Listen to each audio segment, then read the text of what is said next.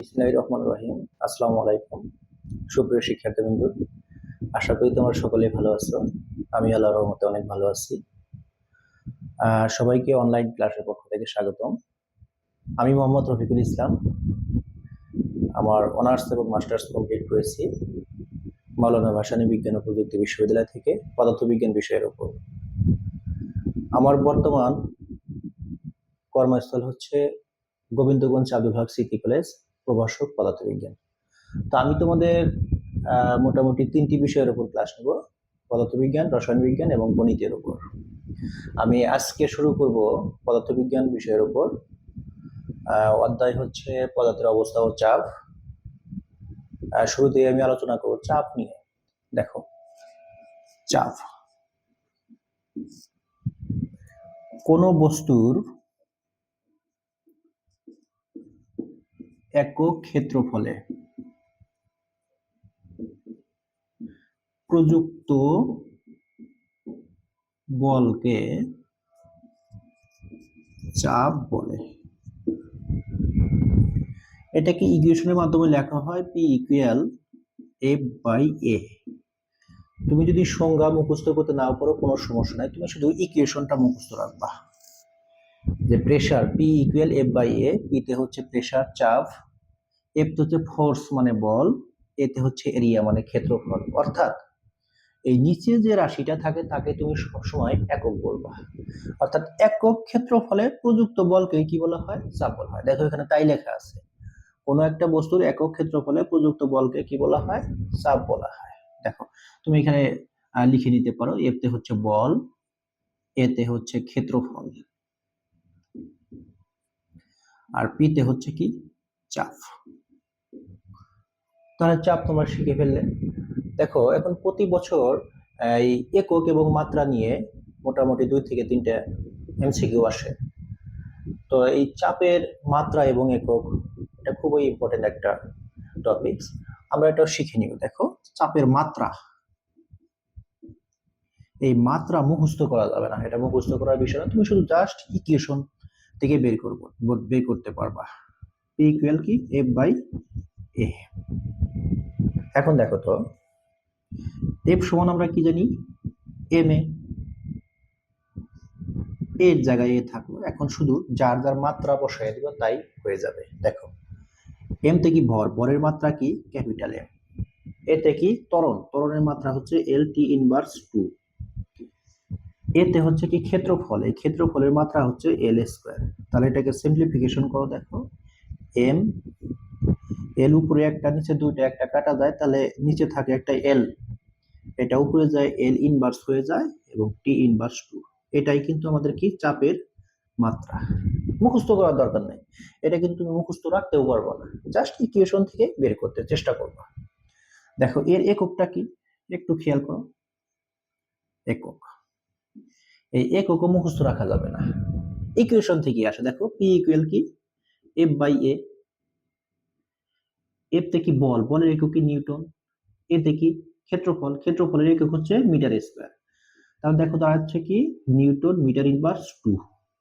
এটাকেই বলা হয় কি? প্যাসকেল। একটা জিনিস খেয়াল রাখবো তোমরা, চাপের একক কিন্তু দুইটা, একটা হচ্ছে নিউটন মিটার ইনভার্স 2 আর একটা হচ্ছে কি? প্যাসকেল। তবে চাপের এসআই একক হচ্ছে কি? প্যাসকেল। তোমরা একটা স্ক্রিনশট দিয়ে রাখতে পারো, একটা স্ক্রিনশট দিয়ে নিয়ে নাও, পরে নোট করে নিবা।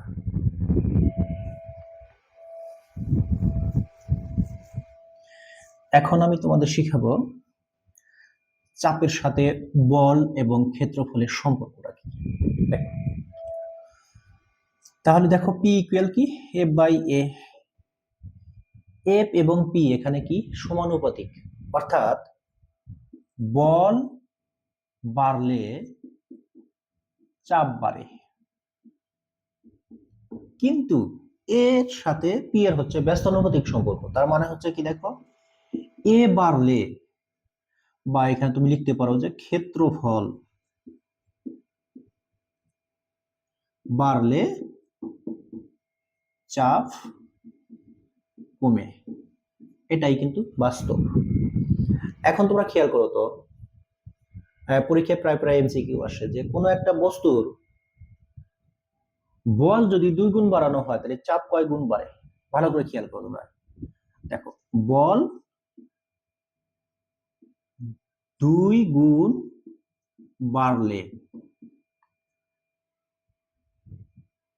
চাপ কয় গুণ বাড়ে? দেখো, চাপ কয় গুণ বাড়ে।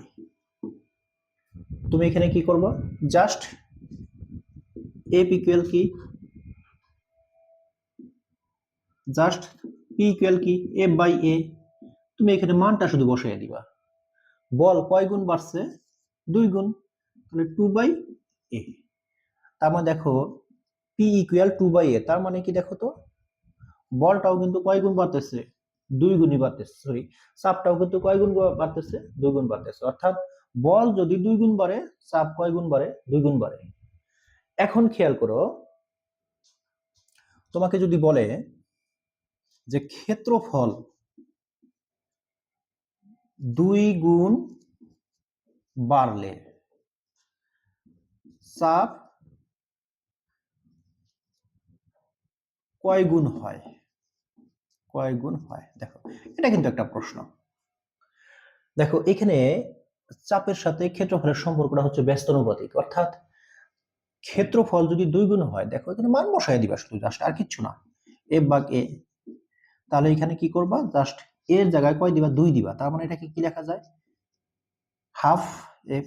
অর্থাৎ ক্ষেত্রফল যদি 2 গুণ হয়, চাপটা হবে আমার অর্ধেক। ক্ষেত্রফল কোনো কারণে যদি 3 গুণ হয়, চাপ হবে 1/3। এটা মনে রাখবা। আবার ক্ষেত্রফল যদি 4 গুণ হয়, তাহলে চাপ হবে কয় গুণ? 1/4 বা 1/4। এখন দেখো, চাপের এসআই একক কি? প্যাসকেল। এখন প্যাসকেলের সংজ্ঞা পরীক্ষায় আসে, এটা তোমরা কিভাবে শিখবা? মুখস্থ করার কোনো দরকার নাই, মুখস্থ করার কোনো দরকার নাই। খেয়াল করো, এবার আমরা শিখবো প্যাসকেল কাকে বলে। প্যাসকেল, দ্যাট মিন্স 1 প্যাসকেল কাকে বলে? 1 প্যাসকেল কাকে বলে? এটা কিভাবে শিখবা? কাকে বলে?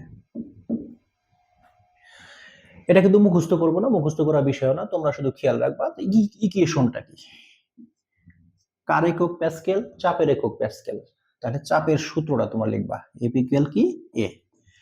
যার যার জায়গায় তার একক বসাবা। চাপের একক কি? প্যাসকেল, তাহলে 1 প্যাসকেল।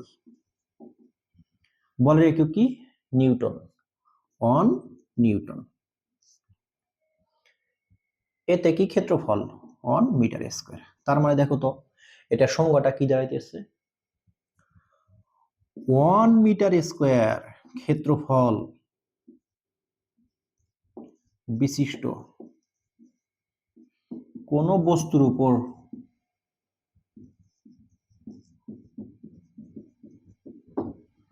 এক নিউটন বল প্রযুক্ত হলে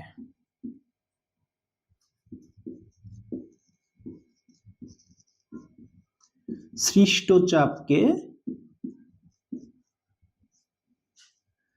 1 প্যাসকেল বলে। এখন দেখো, তোমাদের পরীক্ষায় যদি আসে যে 50 প্যাসকেল কাকে বলে? 50 প্যাসকেল কাকে বলে? তাহলে এটা তুমি কিভাবে সলভ করবা? একদম সহজ, আগেরটার মধ্যে দেখো, তুমি জাস্ট কি লিখবা? ইকুয়েশন লিখবা, পি ইকুয়াল কি, এফ বাই এ। এখন কি করবা? দেখো, এই পাশে লিখবা 50 প্যাসকেল, এই সমান সমানের এ পাশেও 50 সমান সমানের বাম পাশে 50 সমান সমানের ডান পাশেও 50 হতে হবে। তাহলে এ পাশে কত হবে? 50 নিউটন 1 মিটার স্কয়ার। দেখো, এখন এইটার মতো এইটার সংজ্ঞাটা তোমরা লিখে ফেলো, যে 1 মিটার স্কয়ার ক্ষেত্রফল বিশিষ্ট কোনো একটা বস্তুর উপর যদি 50 নিউটন বল অনুভূত হয়, তাহলে সৃষ্ট চাপকে কি বলা হবে? 50 প্যাসকেল বলা হবে। এখন যদি তোমাকে বলে যে 100 প্যাসকেল কাকে বলে, তাহলে তুমি কি করবা? এ পাশে 100, এ পাশে 100, তাহলে তুমি বলবা যে 1 মিটার স্কয়ার ক্ষেত্রফল বিশিষ্ট কোনো একটা বস্তুর উপর যদি 100 নিউটন বল প্রযুক্ত হয়, তাহলে যে চাপ সৃষ্টি হবে সেটাকে বলা হবে 100 প্যাসকেল। তো এটা কিন্তু মুখস্থ করার বিষয় না।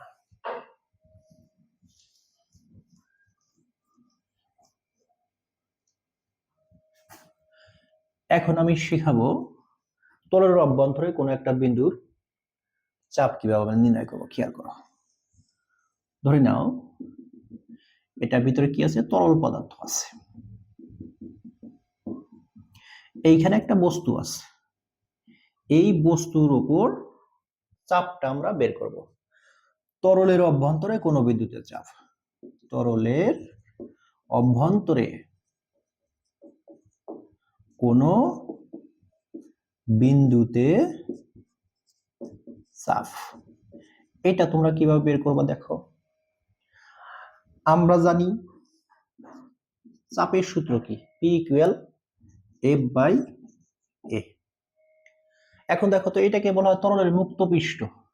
তরলের মুক্ত পৃষ্ঠ থেকে বস্তুটা কতটুকু নিচে আছে, ধরে নিলাম যে এইচ নিচে আছে, অর্থাৎ এইচ গভীরতায় এই বস্তুটা আছে, এই বস্তুর ভর কি m।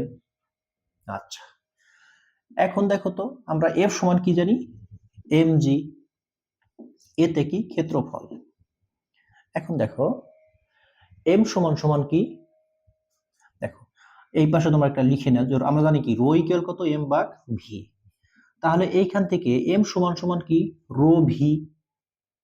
আচ্ছা, এখন দেখো রো ভি মানে কি, আয়তন। ক্ষেত্রফলের সাথে উচ্চতা গুণ করলে কিন্তু আয়তন পাওয়া যায়, অর্থাৎ এ এইচ, এটা কিন্তু পাওয়া যায়। তো এখানে মানগুলো আমরা বসায় দিই, এম সমান সমান কি, রো ভি, জি ভাগ কত এ।